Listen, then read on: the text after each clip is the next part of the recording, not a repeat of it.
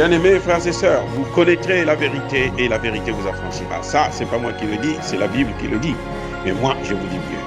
Vous connaîtrez la vérité historique, notamment celle de vos ancêtres kémites, et vous aurez une vision globale de ce que c'est que la vraie souveraineté politique. J'ajoute, vous reviendrez à la spiritualité africaine ancestrale et vous comprendrez les enjeux de l'indépendance économique. Et pour terminer, vous accepterez votre identité culturelle kémite et vous obtiendrez deux choses. La première, c'est la paix. La seconde, c'est le développement, à une condition. L'unité de toute l'Afrique noire, l'unité de tous les Noirs du monde entier.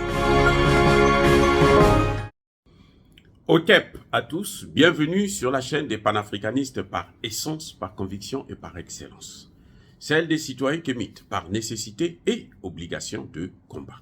Nous sommes une chaîne qui n'est guidée que par nos ancêtres et rien que par les ancêtres qui appartiennent à l'égrégore du monde noir. Par conséquent, nous ne croyons en aucun Dieu venu de l'étranger. Toutefois, cette vidéo n'est aucunement destinée à inciter à la haine ou à la violence, car nous menons un combat qui est d'abord et avant tout spirituel, intellectuel et démocratique.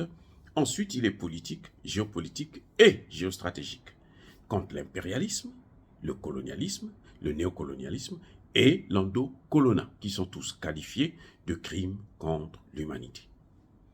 Nous menons ce combat sur la base du principe fondamental que nous avons hérité de nos ancêtres kémites, qui est celui de la Mahat, c'est-à-dire solidarité, vérité et justice.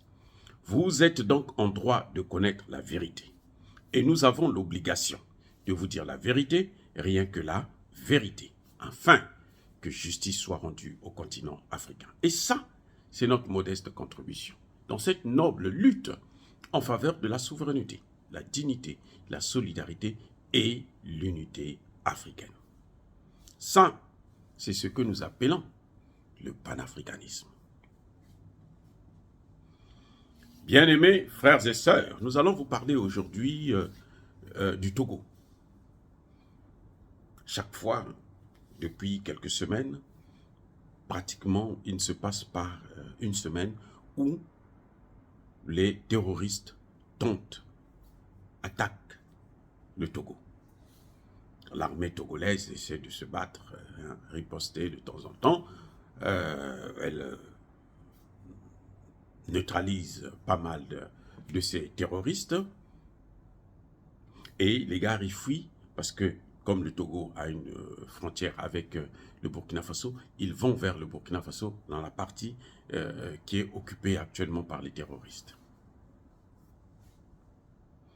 J'entendais, j'écoutais sur les chaînes togolaises des journalistes et des experts qui disaient que l'armée togolaise est en train de faire des efforts. Que l'armée togolaise, le problème c'est parce que le Burkina Faso ne contrôle pas tout son territoire, le problème c'est parce que le Bénin, mais l'armée togolaise elle est forte, elle est... Ok. Quand j'ai écouté ça, j'ai dit mais pourquoi les Africains oublient vite le passé? C'est-à-dire que je ne comprends pas des experts qui viennent pour venir parler de la situation du terrorisme plutôt, au Togo, mais ils oublient l'essentiel. C'est-à-dire que le terrorisme vient de la Libye. Et ceux qui alimentent le terrorisme en Libye, ce sont les Français, les Américains et les Allemands. D'abord et avant tout les Français, notamment pour les pays francophones, ce sont d'abord les Français. Ce sont eux qui alimentent le terrorisme. Le Mali l'a prouvé. Le Mali a porté plainte aux Nations Unies. C'est la France et ses alliés qui ont bloqué ça parce qu'ils savent que c'est une explosion, c'est une honte pour eux au niveau international. Mon manque de peau pour eux, c'est au même moment où une compagnie française, Lafarge, a été poursuivie ici aux États-Unis. Et elle a plaidé coupable. Elle a dédommagé les Américains, pas la Syrie. Hein. Les faits se passent en Syrie. mais ils ont dédommagé les États-Unis à hauteur de 778 millions de dollars, presque 1 milliard. Et la France a dit qu'elle va soutenir cette compagnie pour payer les frais, les 700 et quelques millions. Donc, on ne peut pas parler du terrorisme en accusant le Burkina Faso qui est à côté, qui est victime au même titre que le Togo. On ne peut pas parler, dire que non, c'est parce que le Togo ne contrôle pas toutes ses frontières.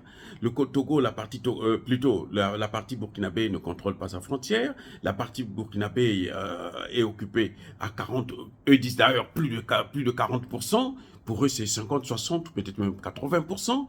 Donc, voyez comment nos intellectuels, les intellectuels africains, sont malhonnêtes. Ils sont, je dis bien, malhonnêtes. Je ne veux pas citer le nom de la chaîne parce que je ne vais pas faire la publicité d'une chaîne aussi ridicule. Non, ce n'est pas sérieux. Ce que vous voyez, vous êtes en train de voir au Togo, actuellement, les incursions là, des terroristes, ce n'est pas un hasard. La France a été chassée au Mali. Ce n'est pas Emmanuel Macron qui a mis fin à l'opération Barkhane. C'est Assimi Goïta qui a mis fin à l'opération Barkhane. C'est Assimi Goïta qui a signé la fin de la récréation. Donc, quand la France quitte le Mali, et elle part à reculons, parce qu'elle veut rentrer par la fenêtre maintenant. Elle veut carrément attaquer le Mali. La France aujourd'hui est en train de chercher des moyens pour encercler le Mali. Et puis trouver un motif pour remettre le Mali sous embargo et forcer le Mali à se soumettre aux injonctions de la France. C'est pour ça que les Français sont au Burkina Faso. C'est pour ça qu'ils sont en train de tout faire pour que Traoré ne puisse pas mener la guerre contre le terrorisme comme il se doit, c'est-à-dire avoir des accords avec la Russie et équiper l'armée. On lui dit recrute des gens, ils vont aller se battre avec des machettes, des gens qui ont même des drones, les terroristes qui aujourd'hui utilisent même des drones, vous allez avec des bâtons et des machettes, des couteaux, combattre contre eux, mais c'est ridicule. Et Traoré est en train de tomber avec son premier ministre arrogant qui pense qu'il est encore avocat au barreau de Paris.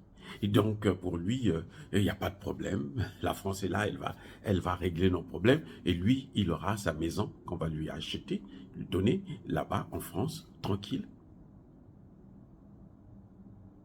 Ce que vous êtes en train de voir au Togo, c'est parce que la France est en train de faire en ce moment pression au Togo pour que le Togo puisse libérer son ciel à l'armée française.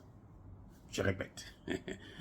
Ce que vous êtes en train de voir actuellement au Togo, c'est une forme de pression politico-diplomatique et militaire de la France pour que le Togo puisse céder son ciel à la France comme vient de le faire le Bénin.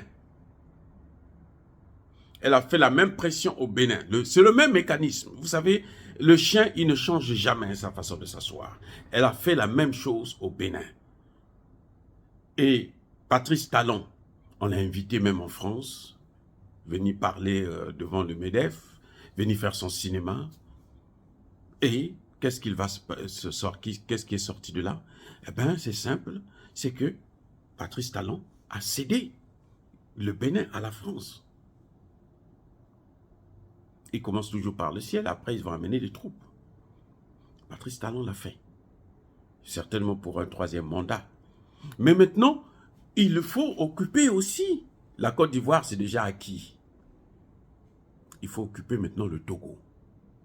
Ce que vous êtes en train de voir là, ce n'est pas des terroristes professionnels en tant que tels qui viennent faire le travail. Non, c'est des gens qu'on utilise pour venir intimider le gouvernement togolais, pour que le gouvernement puisse céder.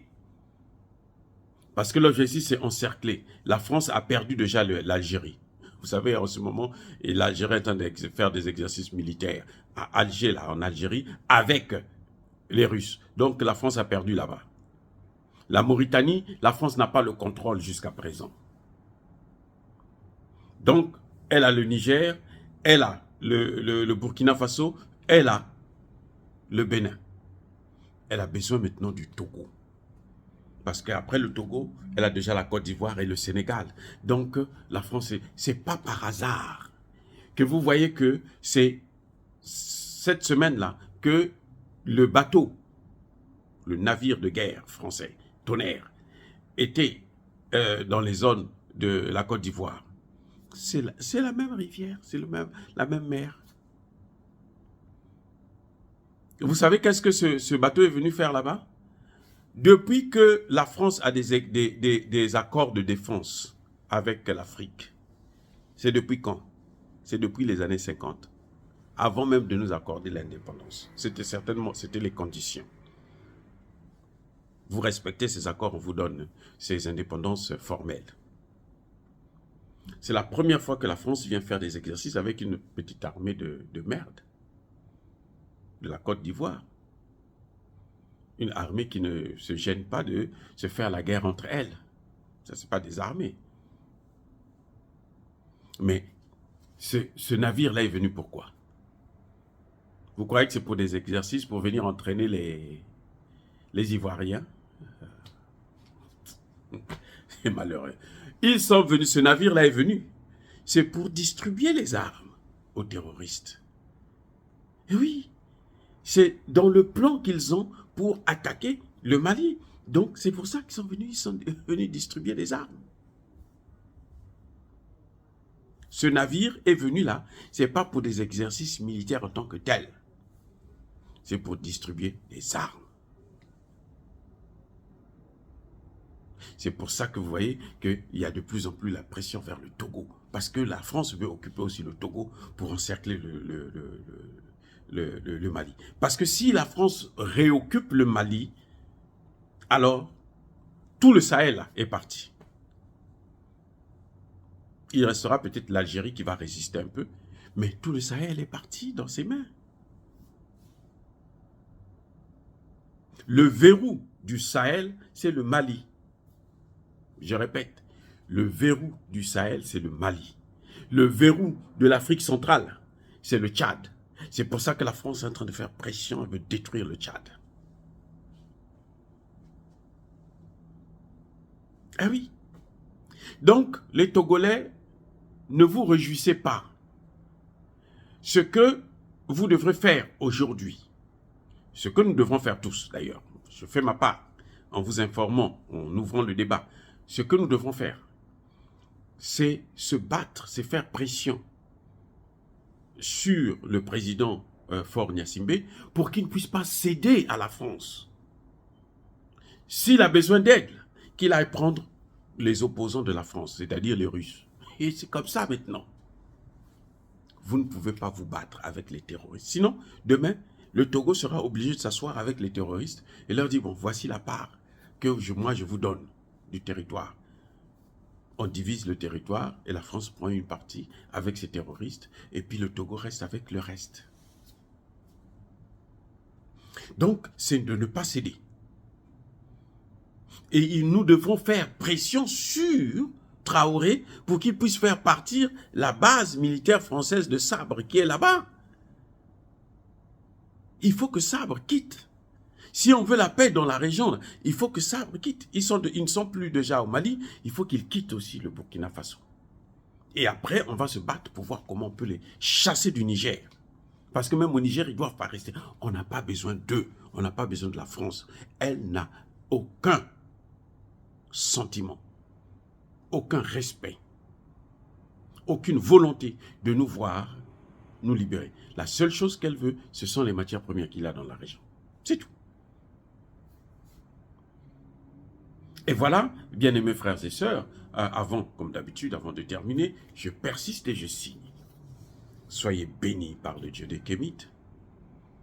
Et que tous ceux qui persécutent le continent africain, tous ceux qui persécutent les Africains et notamment les panafricanistes, tous ceux qui déstabilisent et pille le continent africain puisse être maudit, foudroyé, écrasé par le Dieu des Kémites et par nos ancêtres angélisés, qu'ils soient africains ou étrangers.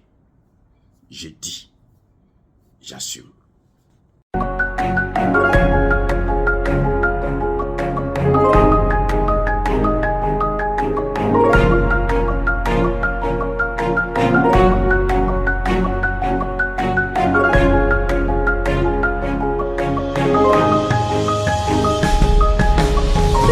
Eux, ils marchent par la foi et non par la vue.